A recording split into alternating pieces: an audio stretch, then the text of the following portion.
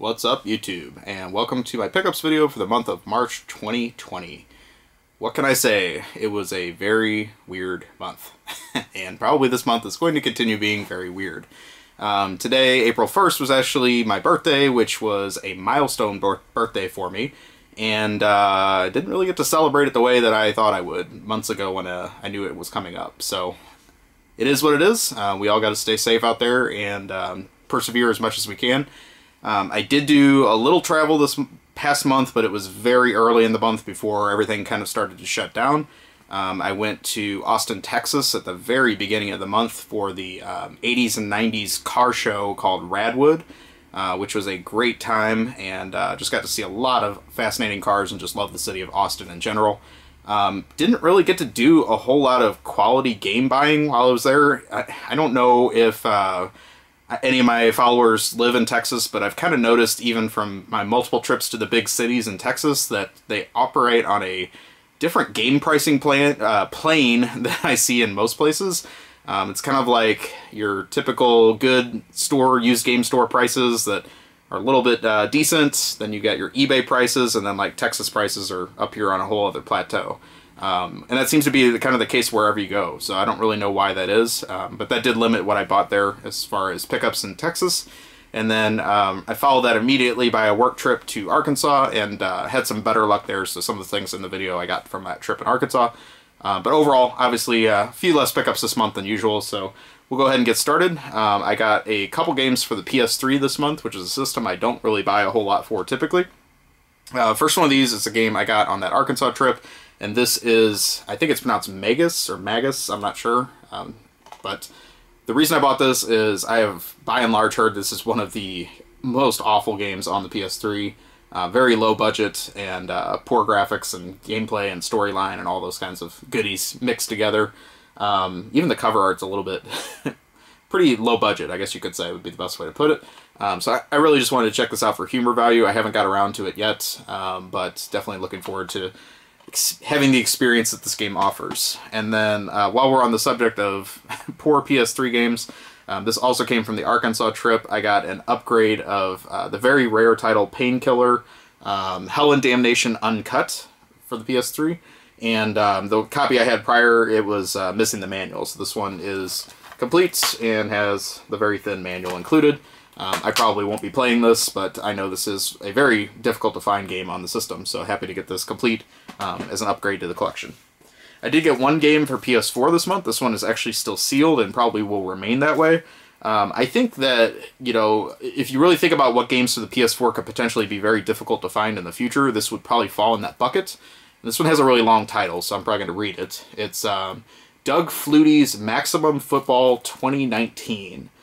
This is very unusual for many different reasons. So, number one, this game just released within the last month, and you would think they would have retitled it 2020, even if the digital version came out in 2019. So, they just released a game that has 2019 in the title 3 to 4 months into the year, which is really weird to start with.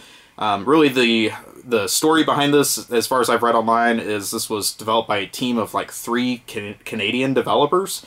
So very, very low budget as far as the production, and they're really trying to sell this on the premise that with the lack of NCAA football games, this has college-level players, which really are Canadian Football League players, if I understand right, but you can fully edit the team, so theoretically you could make your own college teams in this, but the gameplay is crap, so why would you want to even bother with all that? This game seems like it had very minimal distribution, so I got this at a local GameStop, but I did their online search, and only like 2 out of the 30 in my metro area had this game, so again, I just kind of bought it. It was a cheap release. It was like a $20 game anyway, and I'm just going to put it away and see what happens to it in the future. Maybe nothing because it's a sports game, maybe nobody will care, but I think that this one has the recipe of a game that could be difficult to find in the future. It was also published by Maximum Games, which released many of the Wii games that were known to be short print games also. So if you're interested, I would see if you can grab that one before it's gone. Not going to be any fun to play, though. So a few games I did get on the Texas trip was some portable games, and first one of these was a complete-in-the-box game for the Game Boy that I didn't even have cart only, and that is Gogo Tank by Electro Brain. And I don't really know why they made the title of the game so small in the box, but maybe that's why this one probably didn't sell all that well. This one, I think, is a Japanese anime-related game, so it was originally developed by Toei Animation, or had some involvement from them, but Electro Brain put it out here in the US, so haven't had a chance to play this yet. I was actually going to play it on the plane ride home from Texas, and got hooked on a different game on Game Boy anyway, so played that much longer than I intended to. So we'll see how that is in the future, maybe when we're able to travel again and my Game Boy comes out again soon. I also got some DS games. First one of these is one that I've always wanted for the DS that just took me a long time to find this complete, and this is Legacy of Ys Books 1 and 2. So it's like a nice remake of the first couple games in the Ys series. I already have this, I think, on PSP also, which I'm pretty sure was the same generation of remake, but always wanted to have it on DS too. This also came, or maybe it originally came, in a kind of a thicker box with like a soundtrack CD that Atlas put out with it.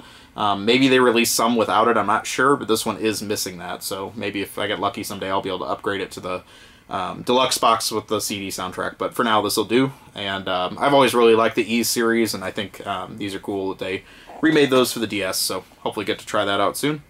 The other one I got for DS I was not looking for. I had no idea this game existed. I saw this in Austin and decided to grab it because it really struck me as odd that this exists, especially in the US. And this is Pop Cutie Street Fashion Simulator.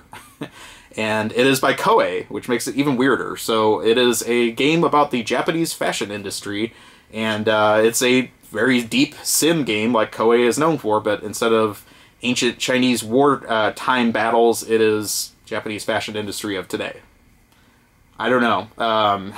Maybe this game sold well in Japan, but I don't really think that this sold well here at all, because I had never seen this before, even loose. So I decided to grab it just because it seemed like a curiosity. The other thing I noticed about this is if they're trying to market this to kids, I don't know if you can see this, but the manual on this is like a really thick book. So there's a lot of complications of the gameplay, it sounds like, that could make this difficult for a younger audience, but it exists. So I like getting those really oddball DS games whenever I can, stuff that you just really surprised it came out for the system overall. That is all of the games I got this month, but I did get some other stuff related to games, so I'll show you those now. I did also find some manuals on that Texas trip, so I got Back to the Future 2 and 3 for the NES. This is kind of a weird one because it had both of those Back to the Future movies in one cartridge, and it was like 2 games in one. But it was released by LJN, so it obviously wasn't any good. But could have been good. It's a cool license, just a crappy game.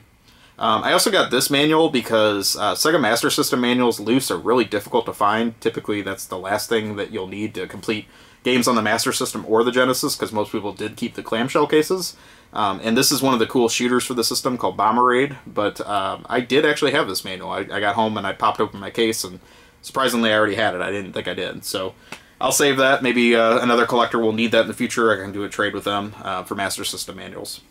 The other thing I got manual-wise was from an eBay seller, and I was really just looking at, did a search for one of the items they had, and it turned out they had several other related things. So I actually messaged the seller, we did a bundle deal, and I got all this together. And what this is a bunch of NES Color Dreams related releases, but it was original uncirculated manuals and boxes that this guy had. And I don't know where he got them from, but I can tell you they're legit. They're not like repros or anything like that. So first one of these is for one of the shooters that was, I think, one of the originally a Taiwanese Sashin game that came out for the NES.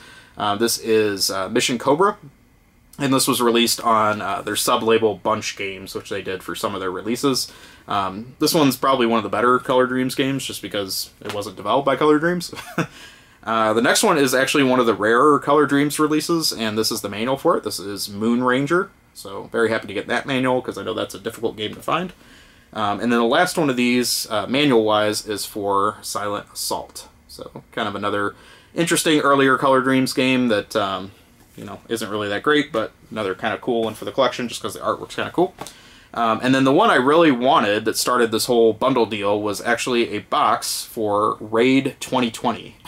And I thought, I've kind of got this weird idea in my mind. I want to get a lot more games that have either set in 2020 or 2020 in the title, just because obviously it's the year we're living in and things are so crazy right now. So this is a dystopian future game for the year 2020, which seems to fit nicely, about drug underworld overruling society, and you've got to go clean it up. Basically, it's a knockoff on Narc. It came out after Narc on the NES, and then it's an unlicensed game.